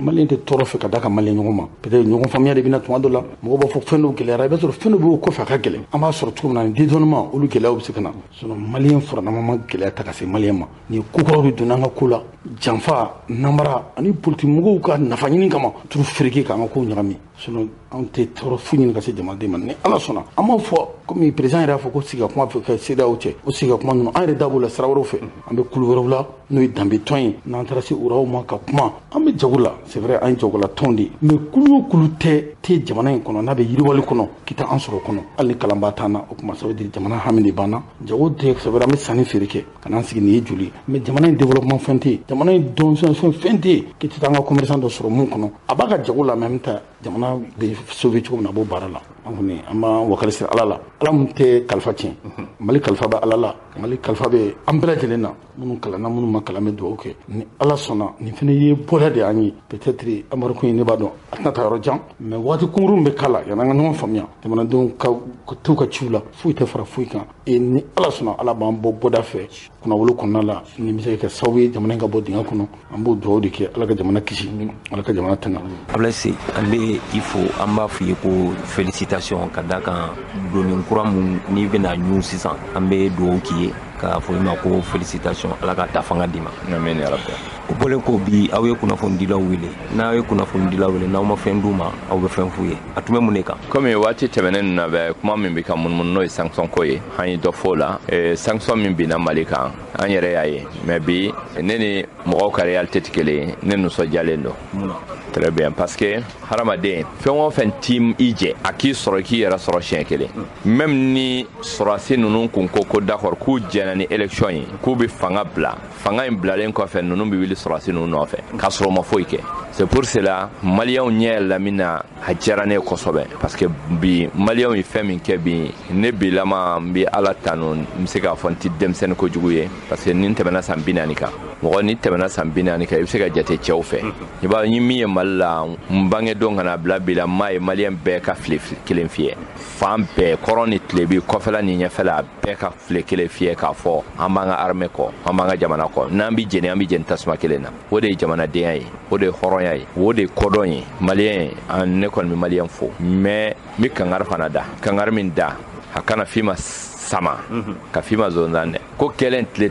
tan duru i dabara ka tila k'a fɔ tuguni ko cɛ ko n'u y'a dɔn k'u tɛ se nin kɔrɔ ko munna u y'u ɲɔ a kɔrɔ olu tɛ o e ni ne a n'a ɲɔgɔnna wɛrɛ an bɛɛ ɲunnen don a kɔrɔ an t'a fɔ sɔrɔdasiw ɲunnen don dɛ maliden bɛɛ de ɲunnen don wa n'a bɛ jigin maliden bɛɛ de b'a ɲini a ka jigin mɔgɔ kelen tɛ c'est pour cela k'a fɔ a nɛgɛ bɔra an dɛsɛra sukɔrɔ tɛ yen dɛ sukɔrɔ dɛsɛra non bɛɛ de don aw dun ye mun labɛn sabati aw minnu ye julaw ye an tɛ se ka labɛn sabati o an bɛ se ka sensibilisation de kɛ e ni ne an bɛɛ bɛ kulu kelen de kɔnɔ par exemple ne bɛ ka fɛn min feere ne b'o de feere dɔ bɛ ka sukɔrɔ feere dɔ bɛ ka te feere dɔ bɛ ka nin feere an b'a f'u ye de a ye jamana kanu lajɛ o ka population lajɛ o kana fɛn fara a kan mais n'i ma sɔn ni sanction min fana nana ta pouvoir mɔgɔw bolo ka ɲɛsin ma i y'a san parce que munna minɛn min bɛ Mali kɔnɔ bi a dédoyement a ma gɛlɛya a transport ma gɛlɛya minɛn kɔrɔ de b'an bolo yan e bɛ se ka taa fɔ ko dɔ farala sukɔrɔ wari kan bi cogo di mun b'a fara a kan c'est que e bɛ fɛ k'a fara a kan parce que i hakili la ko gɛlɛya bɛna kɛ i b'a feere n'o prix de ye min bɛna ale ala b'i ye nɔnɔ bɛ ten tulu bɛ ten a bɛɛ bɛ ten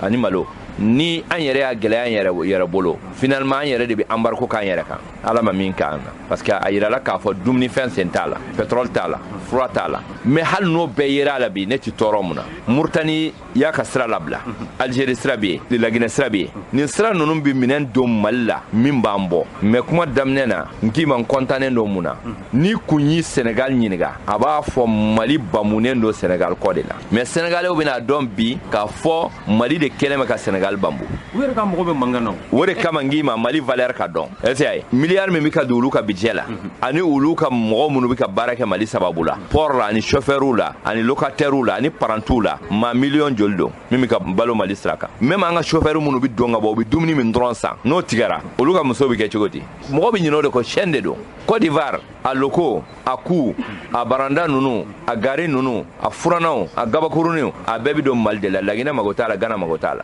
n'o tigɛra ninnu tukɔnɔmɔgɔ ninnu bɛ taa Alassane Ouattara sɔrɔ a ka palais la yen hali siga t'a la u fana bɛ mankan na ye a bɛ na haya Burkina o ni Niger Mali ko saya min nɛgɛ bɔr'u la Burkina ni Niger ta y'a double de ye o ma miiri de ni sɔrɔdasi 10 fagara Mali la 40 fagara Burkina 30 fagara Niger o b'o kalama mais olu n'u ma se ka ko wɛrɛ fɔ k'u ɲɛ tugu ka na fɔ ko k'olu b'u bolo nɔ kɛ papier la k'olu jɛra n'a embargo kɛ Mali la u y'a k'u yɛrɛ de la Burkina Mali bɛ transit min kɛ Burkina sira fɛ dɔrɔn Burkina bɛ ka balo min sɔrɔ o la a b'a dɔn mais a y'a bolo sɔrɔ a yɛrɛ ɲɛ na mais an bɛ Burkina population fo n'i y'a mɛn hɔrɔnw ninnu de dɔn parce que k'a sɔrɔ sanction ma tɔn bɛ foyi olu delila ka Faransi armement kunbɛn k'a ti don Mali la an b'u fɔ o la mais an sigilen ma ka nin peuple bɛɛ ka don dɔ de makɔnɔ u ka nin président nɔgɔlen ninnu u k'u kɛlɛ ka b'u kunna Afrique ka se k'a ka liberté sɔrɔ an mago b'o la ayiwa o ye phase A ye phase B k'a yira diɲɛ mɔgɔw la k'a fɔ Assimi ko tɛ Choguel ko tɛ jamana ko de don wa olu minnu b'an ɲɛfɛ an b'u fɛ bi an b'u fɛ sini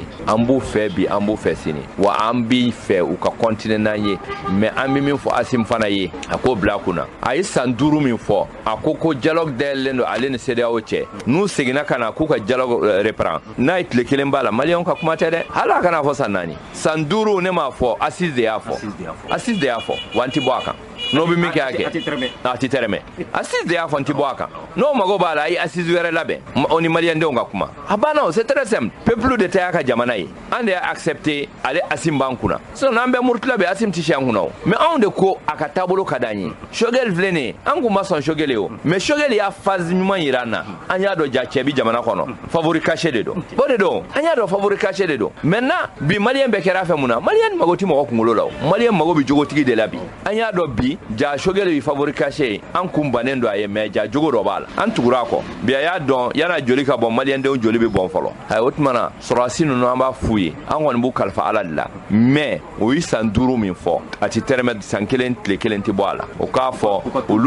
olu tɛ dɛ c'est ça ne min bɛ ka kuma ye ne bɛ se ka kuma parce que an ye assise an y'a bɛɛ ko gouvernement tilala ka san 4 fɔ a ye gouvernement ka san 4 ne y'a mɛn sisan a ma diya n ye san 5 assise de ko ko san 5 ni CEDEAO nana o k'a fɔ CEDEAO ye o ni jamanadenw k'a tɛrɛmɛ an b'a f'u ye yala Mali anw de ta don a CEDEAO de ta don ni anw de ta don n'an ko sɔrɔdasiw ka san 10 k'a kunna aw ka mun b'a la aw ka 20 t'a la wa san 4 bɛ 5 n'a banna ni Mali ma k'an sago ye an bɛ tila ka 5 wɛrɛ fara a kan an de ta y'an ka jamana ye mɔgɔw bɛ ka kuma nin dungan na an tɛ ka kuma nin dungan na terikɛ ni Mali sécurité ko n'a fɛn bɛɛ n'a bɛ assuré la an bɛna don mun na an ka sanu min bɛ ka bɔ pagayi la bi an mago bɛ gouvernance ɲɛnaman de la min bɛ nin nettoyer o an ka dugukolo jukɔrɔ nafolo ni an ni mɔgɔw bolo tɛ ɲɔgɔn bolo ni ninnu y'a bila ko parce que ko san 4 dɔw k'u kɔ dɔn ka taa mɔgɔ min bɛ na n'o ma se ka kɛ mɔgɔ gɛlɛn ye a tɛ tila k'an don dingɛ kɔnɔ tugun nin bɛɛ de ka kan ka réviser fɛn o fɛn min ye document ye permis ninnu minnu bɛ ka sanu bɔ minnu bɛ ka nin bɛɛ de ka kan ka réviser jamana ka mun de b'a la jamanadenw k'a dɔn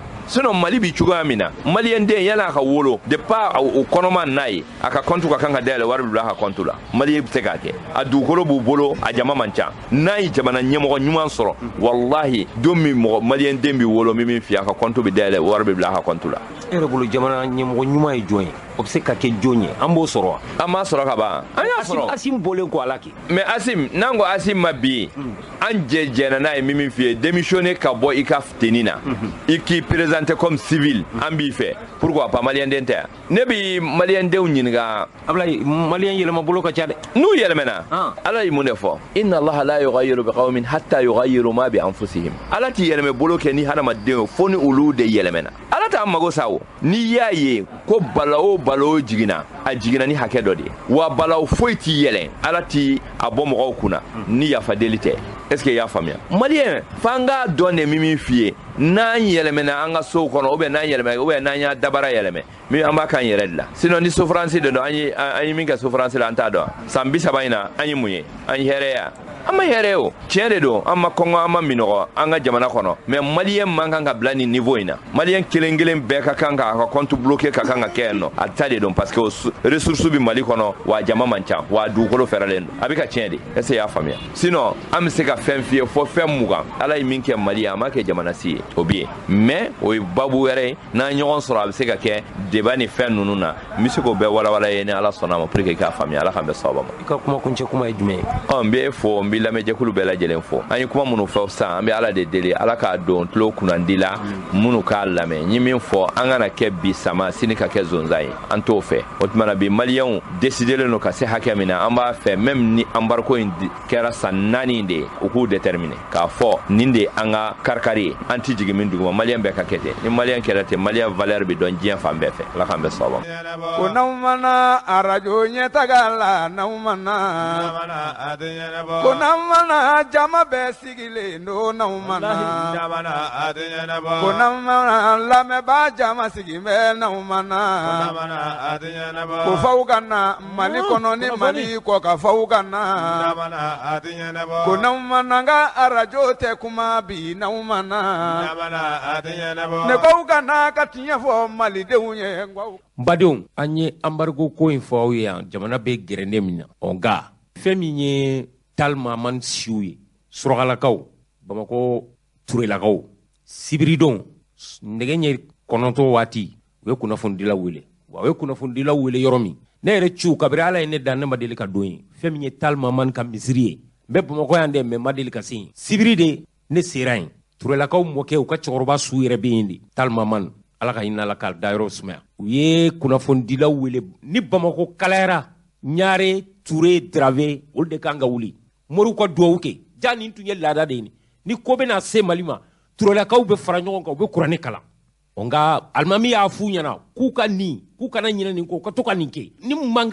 mankan bɛna don Bamakɔ kɔnɔ Turelakaw bɛ ɲɔgɔn dalajɛ Talmaman ka misiri in de la dabanaani kɔnɔna na ka kuranɛ kalan ka ala deli fiɲɛ bɛ tɛmɛ n'o ye Sibiridon de ne ye nin gundo dɔn n bɛ n ka kunnafoni ɲini na mais ma deli ka se misiri in kɔnɔ Talmaman ka misiri n sera Sibiridon de u ye kuranɛ jigin ka duwawu kɛ maa ye Mali bɔ gɛrɛnde in kɔnɔ ala k'a bɔ ala ni u mɔkɛw bokolo maa ma a bɔ ala k'a bɔ ala n'u mɔkɛw bokolo Turelakaw u ye duwawu kɛ a cɛ fara muso kan u ka musokɔrɔbaw balimamusow a bɛɛ Ture u ye duwawu kɛ jamana in ye ko ni ala sɔnna ko Mali bɛ lafiya ala k'o kɛ a ka alaya kosɔn an tilalen kuranɛ jigiw na an ye ɲininkaliw dabɔ seereya minnu sɔrɔla an k'o lamɛn.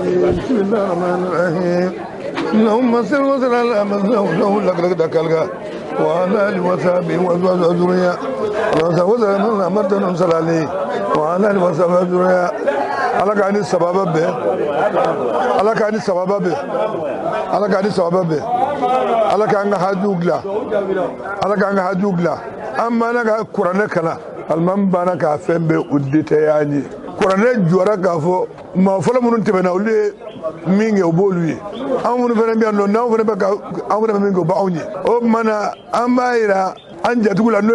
sura soflay ani nyaare ambaira sura soflala qur'ane joro atinya ga temeninga so qur'ane be mo ladide iganga mingi ani ganga minfo o mana ni anya sigite gavo folo mo temeno yakata amma fenge atinya o mana qur'ane mbaira na gavo anye de so munun tani kabara minta anga dayar la anga baraka sigi kono ni tlene ani yadiriya ka ambole ni nyoma o mana ga sarakatubo ka sarakatubo andi so go folla sura doni sabu ni toro ni anyonto fo sarakatibo ba no de mordu wolofla adu kedo glebe bizaso segle ville ba be kono wa o siso ga suro ko abada kabedi e fenda bidena ni nga ini imachela kabe adamna ka ko kiye sukele suro ko ni nga ini imachela ba fo ko o make ibe ya fa de ini furmuso fe sagar wati be ka do femi be jamana kuna mordu wolo flama sigi ha umasigi wa antiga sigi awni walma jamana ka bo awni walma jamana ka bo mordu wolo flama awni walma jamana ka bo ba ko be sigi domi nyo flental flama sigi da mais mordu be ma kalaw godo de yakala joyere fene yakala do le jobulu ka kala fo anga miri ni de la o ko ble rayomina toro mana buya sugo toro tani ba ko ha amma fo famaw ya kudda ku udu hagilatike uga sarakati bo ka fara suro ko sarakati ko wa wallahi e ba ko tita oni ba ko mata e ba tita de jamana do e ba ko de la e mani ito ko bora to do ni mara ba ko e ka be jelebo fo ikara ba ko yale o mana amma gela famaw ko sarakati bo ukara amma fo ka da mo ko uga sarakati de bo suro ko fo sarakati bo o mana amma ina ala ala ka di so babe ala ka sanja ma irana ala ka di toro ala ka wuli ka ba de daga anga sordasu ala ka anu deme ala ya amar do fama mun bolo bi ala ka anu deme ala ka anu korda ala ka anu labla o mana nie do jabidi nende anga sura misri almami ni ko ble na ambe nyoko gere misri mina bi ala o almamiya kalfa ambal mabke mina oyni o de bana ka kurade kunta binai anga kurade kala ala de akunta wa ala kurade juramna ala de bo fo ko bo anga lade kurade ya fo o te ko lu ta do ba do mesri flago de bestika ka o kelefo sura do nyina jona sigile mo ka be kuru fobi o mana ala ka ani almami de me ala ka shidi anama ala ka kurada dadama aga to bo ka sala ala bolja tir allahum akbaru birihan warzuqna al-islam bizira wa sal alayhi bugradan wa sallu ma la wa subhana rabbika rabbil izzati amma yasifun wa salamun walhamdulillahi rabbil alamin ni ambe gardige allahumma salli ala sayidina muhammadin wa ala ali sayidina muhammadin wa sallim اللهم صل على سيدنا محمد وعلى ال سيدنا محمد وسلم سلام على ماني صحابنا يا رب على ماني صحابنا على كان جمانا كشي على كان جمانا تنغا على كان هركاين فمي ني سجاب بانا كسبه سوغا دون كلينغانكي نوكمان كي ديو ببلانا نولويني حكلي سورو كانكي اجارا يكوجو وري ني سجاب بانا parce que yoro de be fu ma ko famia ala mana mindi mboma ala de adi yi yere singa chugo isaga ala ka dife itse go bali mamun tara maga ubanye don alkaba be ngalkaba klebe do de bulu ni famo mo be alkaba la uba klemina tugo bulu kanu ka barage glaka klela sigo uma bamako ala e fendo de suraka so flama an nyari dine be suraka so flawo de bulu nyado tay dugutiki yayi begilimi ka nyogo boyan ka ɲɔgɔn gasiski surakadenw an bɛ min fɔ aw ye minnu tulo banna minnu ɲɛ banna diɲɛ ko o ko nin dɔrɔn tɛ dɛ anw y'a ye cɛkɔrɔbaw la yan an tun bɛ na yan kunun ni kunnasini ni ko o ko nana surakadenw bɛ ɲɔgɔn sɔrɔ yan walayi a dɔw la yan'an ka bɔ dugawu bɛ jaabi yan'an ka bɔ dugawu bɛ jaabi an kana an sigi k'a fɔ k'an bɛ faamuw makɔnɔ k'u ka na ni dɛmɛ ye an ka se ka ninnu kɛ surakaden bɛɛ mana fila di n'an y'a kɛ walayi ala b'an jaabi an ka fara ɲɔgɔn kan a ye ɲɔgɔn minɛ surakadenw a ye ɲɔgɔn minɛ a ka kɛ ɲɔgɔn fɛ ala mana min d'aw ma fɛnba don dɛ ala ye bonyaba de d'aw ma maga alimami nana yan madina alimami nana yan u taalen u ye kuma min fɔ n'i y'a lamɛn mali kan i b'a dɔn k'a ko mali tɛ dugudenni ye aw minnu bɛ yan ni ala y'aw kɛ an jatigiw ye a ye nin min kɛ a diyara an ye wa an b'a fɔ aw ye aw ka hakili lasigi ala ye masa min ye ala b'a welebaga fɛ kosɛbɛ ala kɛra ko sallallahu alaihi wasallam ni nin ɲɔgɔn o ɲɔgɔn nana sahaba bɛɛ y'a lakari ni ko nana dɔrɔn ala kɛra bɛ don ka ala wele ala bɛ bɔ sira d'a ma an filɛ ka nin min kɛ nin ye ala b'an dɛmɛ ala bɛ dugawu jaabi an bɛ appel lase surakadenw ma anw jatigiw don ka dunanw de y'anw ye ni nin ɲɔgɔn o ɲɔgɔn nana a kana fama ni ɲɔgɔn ma ni nin ɲɔgɔn o ɲɔgɔn nana a y'a bolo fara ɲɔgɔn kan a k'a ka moriw wele a kana jɛ a ka dugawu kɛ a ka misiri kɔnɔ o de tun y'an ka kunun laada ye ni mawuludu sera a bɛ kɛ yan n'a kun kɛra fo san wɛrɛ mawuludu masiba min bɛ jamana ta tiɲɛ ala kun t'o se jamana ma o tuma sisan hali bi an b'o lase silamɛw ma an ka jɛ ka na an k'an fari foni an ka nisɔndiya an ka ala wele ala de yɛrɛ sago kɛ masa ye masa min bɛ adamaden balo i ba kɔnɔ n'i nana diɲɛ kɔnɔ dugukolo sanfɛ o k'i balo o bɛ ala sɔrɔ mun na o tuma a ye n'an ka limaniya an ka da an yɛrɛ la an ka da an yɛrɛ la an bɔra minnu na u ye nin de kɛ olu bɔra minnu na u ye nin de kɛ olu bɔra minnu na u ye nin de kɛ ni ne y'aw ka baara ye o de y'anw nisɔndiya kosɛbɛ ka aw fo k'aw barikada aw yɛrɛ ka baara la a ni ce a ni baraji ala ka bɛn don an ni ɲɔgɔn cɛ yarabi ala ka bɛn don an ni ɲɔgɔn cɛ yarabi ala ka bɛn don an ni ɲɔgɔn cɛ a ye nin min kɛ a nisɔndiya min b'an na a nisɔndiya min b'an na a kana danni ma a kana famani ma waati o waati a ye ɲɔgɔn fara ɲɔgɔn kan ka na faamaw ye taafɛn de ye aw de bɛ yan faamaw ye taafɛn de ye aw de bɛ yan a kana jigin da faamaw ka fɛn kan n'u ma fɛn di ko an tɛ nin kɛ a kan'o kɛ a yɛrɛ dama ala y'aw kɛ kabilaba ye ka jama caya alhamdulilahi rabbil alamin ka jɔyɔrɔbatigiw d'aw ma n'a y'a bolo fara ɲɔgɔn kan ka ko o ko kɛ ala bɛ barika don o la an b'o de ɲini aw fɛ ala k'an ka jamana kisi ala k'an ka jamana tanga maliyɛn min bɛ mali kɔnɔ ala ka hɛrɛ k'a ye min bɛ mali kɔ kan ala ka hɛrɛ k'a ye laharaduŋew ala ka hinɛ s'u ma ala kira bonya kosɔn kuranɛ ladin barika sala ala muhamadi an sera yan bi ka kalan kɛrɛnkɛrɛnni kɛ pour que an bɛ se ka an sago sɔrɔ cogoya min na ka da ka CEDEAO ye mois ye sanction ta ka ɲɛsin mali ma an y'a ye k'a fɔ sanction in bɛ kun damadɔni dɔrɔn de kan a kun fɔlɔ dɔ ye mɔgɔ dɔ de bɛ yen ka se k'o tigi la satisfait n'o ye kɛrɛnkɛrɛnnen mɔgɔ dɔ ye n'an bɛɛ b'o dɔn sanction in taara a ma bɛn du tout a ma ta sariya yɛrɛ kɔnɔna na fɛn o fɛn dun n'i ko k'i b'a kɛ n'i y'a kun dɔn ka ban dɔrɔn i bɛ i sago sɔrɔ a la an y'a dɔn k'a fɔ ko ballon min anw dala nin kɛlɛ min anw dala nin k'a fɔ ko a ma na ten ko dɔ de ka ko dilannen don o kama anw y'o de kun sɔrɔ c'est pourquoi gouvernement y'a ɲini surtout transition mɔgɔw y'a ɲini k'a fɔ an bɛ nin min na an ɲɛ b'a la coup d'état joli de kɛlɛ anw na donc u ye kun de dɔn u ko k'u bɛ fɛ temps de ka di u ma pour que u ka se ka o kun in o lawaleya donc moi je pense que diɲɛ mɔgɔ kan k'o faamu ka o temps di olu ma walasa u ka se ka anw bɔ nin dingɛ in kɔnɔ a yirala k'a fɔ sanction min kɛra bi a ma diya anw ɲɛ bi a ma bɛn ma wa fɛnɛ anw m'an ka transition kɔ an b'u dɛmɛ bi an b'u dɛmɛ sini an seko la an dɔnko la an ka hakilina la an b'u dɛmɛ ni o dɛmɛ cogo ye fɛn min kɛra nin anw na a ma bɛn an ma donc famille fondatrice ko fɛn min kɛra mali la a ma diya an ye a ma bɛn an ma o de kama an bɔra bi ka na an ɲɛsin an ka misiri la ka karan spéciali kɛ nin ko in na walasa an ka se ka an sago sɔrɔ inshallah an dun b'a dɔn fɛnɛ ala b'a an sago d'an ma wa an b'a fɔ fɛnɛ an ka autorité ye k'a fɔ ko ni sigikafɔ ko o de bɛ solution sɔrɔ nin na u ka taa sigikafɔ la pour que mali ka bɔ nin difficulté kɔnɔ wa ni n'a y'a sɔrɔ yɛrɛ fɛnɛ ko sigikafɔ in yɛrɛ fɛnɛ tɛ ni fɛn o fɛn de bɛ yen ko o de bɛ se ka an bɔ nin difficulté in kɔnɔ anw bɛ jɛn n'a ye u ko o kɛ wa an b'u kɔ bi an b'u soutenir o de tun ye kuma bakuruba ye k'a di aw ma an ye discours min kɛ k'a fɔ a ye bamanankan na ayiwa ala ka nin sababa bɛn kira kanu mali saba alors min sɔgɔma ayiwa an filɛ ɲɛ bi ni misiri ye yɔrɔ jumɛn misiri ye nin ye misiri ye Talimamani n'i ko Talimamani misiri dɔrɔn dugulen bɛɛ b'a dɔn mun tɔgɔ bɛ fɔ ko misiri de a dalen bɛ yan yɛrɛ de tɔmɔna in na kuranɛ jigin kɛra a kɛra kun jumɛn na kun ka ca nka belebeleba ye jumɛn jamana bɛ cogo min na bɛɛ b'a dɔn min bɛ jamana kɔnɔ donc surakadenw yɛrɛ dama y'a ɲini a diyara ne yɛrɛ ye kosɛbɛ parce que olu de ye diinɛ ɲɛmɔgɔw ye yan u bɛ yan turulakaw o ko surakaso fila ni ɲare o bɛ yan waati min o y'a sɔrɔ tɔn foyi tɛ yan n'olu ye nin hakili sɔrɔ k'a b'u yɛrɛ la n y'o de fɔ télé bɛna bɔ sisan ni nin ɲɔgɔn nana u kana fɔ k'u b'u sigi ka faamaw ka dɛmɛ ma kɔnɔ surakaden ka ca hali ni bɛɛ ye 20-20 di fɔlɔ n'an kun nana yan waati jan yɛrɛ tɛ dɛ ni ko kun ganna n'an nana yan yan'an ka tila kalan na sango don fɛn don yɔrɔ bɛɛ ala bɛ se ka bɔ sira d'an ma ten fɔlɔ n'an kun y'a kɛ dɔrɔn yan'an ka bɔ dɔrɔn o de cɛkɔrɔbaw fana y'a fɔ k'a kun bɛ ten bon surakadenw yɛrɛ de ye nin bugu yɛrɛ la k'a sɔrɔ faama ka dɛmɛ tɛ parce que n'i y'a dɔn faamaw ye taa fɛn de olu bɛna olu bɛ taa aw b'aw nɔ la yan bon ni n'a ɲɔgɔn don a kan k'aw bolo fila sɔgɔ a la de minnu bɛ kɔfɛ minnu bɛ yan bɛɛ k'i bolo fila sɔgɔ a la fɛn min ka di ala ye o y'a weleli ye alimami yɛrɛ ka dugawu kɛ ala ka jamana kisi ala ka jamana tanga Amin. Amin. Amin. Alhamdulillah Rabbil Alamin al-Fatiha. Alhamdulillah Rabbil Alamin.